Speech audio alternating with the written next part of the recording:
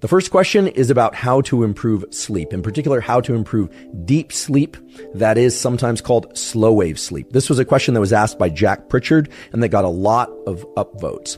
He asks, my deep sleep is often low, around 10%. And I would like to know if there are any science-backed protocols I can use to specifically increase my deep sleep. Well, there are a couple of ways. First of all are the don'ts, and then we'll talk about the do's. Two things that you can do to really disrupt your slow wave sleep are to drink alcohol within 8 hours prior to bedtime, or even at all. Some people will find that even if they have a glass of wine or a beer with lunch, that the amount of slow wave sleep and sometimes even the rapid eye movement sleep that they get at night is reduced, and that their overall sleep architecture is disrupted. This has been shown again and again. Likewise, avoiding caffeine within 8 and ideally within 12 hours of bedtime would be preferable. And if you're not a caffeine drinker, obviously you don't have to worry about this at all, but avoiding caffeine intake within that 8 to 12 hours of bedtime will greatly assist in you getting more slow wave sleep and higher quality rapid eye movement sleep. This has been shown again and again. And as well, avoiding cannabis use and maybe even CBD use within 8 to 12 hours of sleep can be very beneficial if your goal is to improve the quality of your sleep. Now, I know a lot of people rely on alcohol, cannabis, and CBD in order to get into sleep.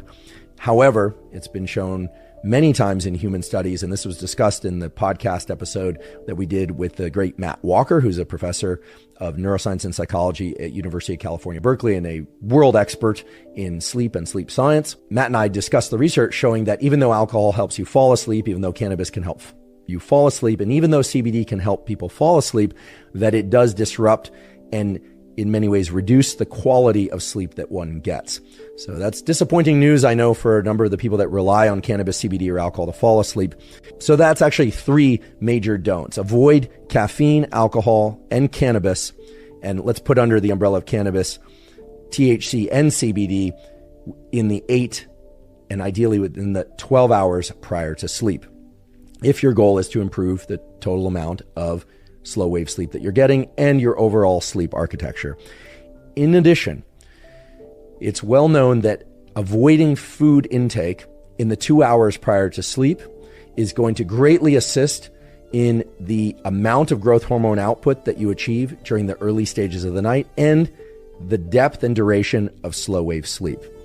Now, I want to place an asterisk on that statement by saying, if you go to sleep too hungry, it can also disrupt your sleep. So you're going to have to arrange your eating schedule and your sleeping schedule such that you're not eating too close to bedtime, but you're also not going to bed so hungry that you can't fall asleep or that you don't get into deep sleep and stay asleep. I can personally attest to the fact that if I'm too hungry, I can't fall asleep. Now, for me, most nights, I'm going to eat dinner sometime between 6 p.m. and 8 p.m., depending on time of year, schedules, what's going on, traffic, etc. And I tend to go to sleep somewhere between 10 p.m. and 11 p.m., plus or minus an hour. Again, depending on time of year and what else is going on in life.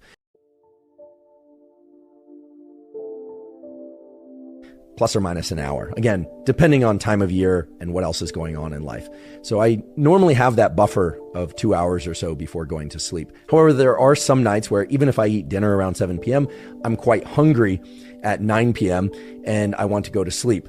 In that case, eating a small amount of food ought not to disrupt your slow wave sleep too much, but you do want to avoid eating large meals right before going to sleep unless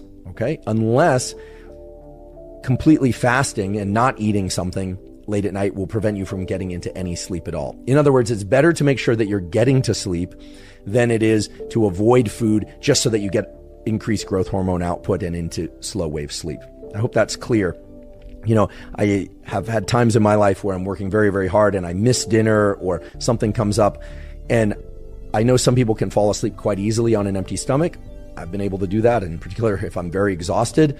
I also rely on a handful of supplements to fall asleep each night, although I'm not dependent on them. There have been times when I haven't been able to access those supplements and I can still fall asleep. But the point is that you don't want to be so hungry that you can't fall asleep. And yet, in an ideal circumstance, especially if you're trying to increase the amount of slow wave sleep, you would avoid food in the 2 hours or so before going to sleep. if you can avoid food for the 3 or 4 hours prior to sleep and still fall and stay asleep easily, that's even better for sake of increasing slow wave sleep and growth hormone output. Now, there are some additional tools for improving slow wave sleep, in particular, the transitions between slow wave sleep and the other sleep stages.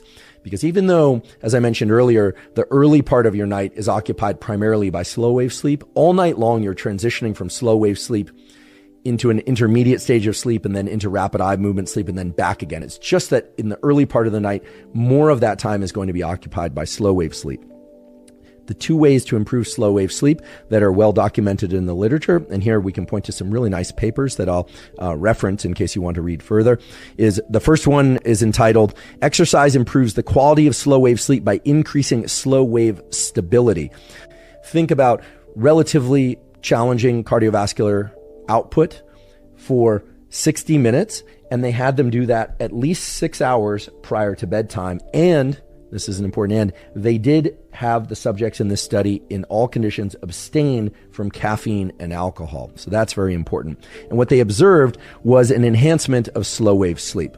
So exercise of this sort turns out to be a very potent form of improving slow wave sleep. Now, I do not know, because the study, as far as I know, has not been done, whether or not doing resistance training or some other type of exercise would have led to the same effect. Although I have to imagine that if it's moderately intense to intense resistance training, provided it's done far enough away from going to sleep, right, prior to 6 hours before sleep, that one ought to see the same effects, although that was not a condition in this study. But it's a very nice study. So again, 900 milligrams of inositol can be a useful tool. 60 minutes of exercise, as described previously, can be a tool. And certainly avoiding caffeine and alcohol is an excellent tool for enhancing the total amount of slow wave sleep.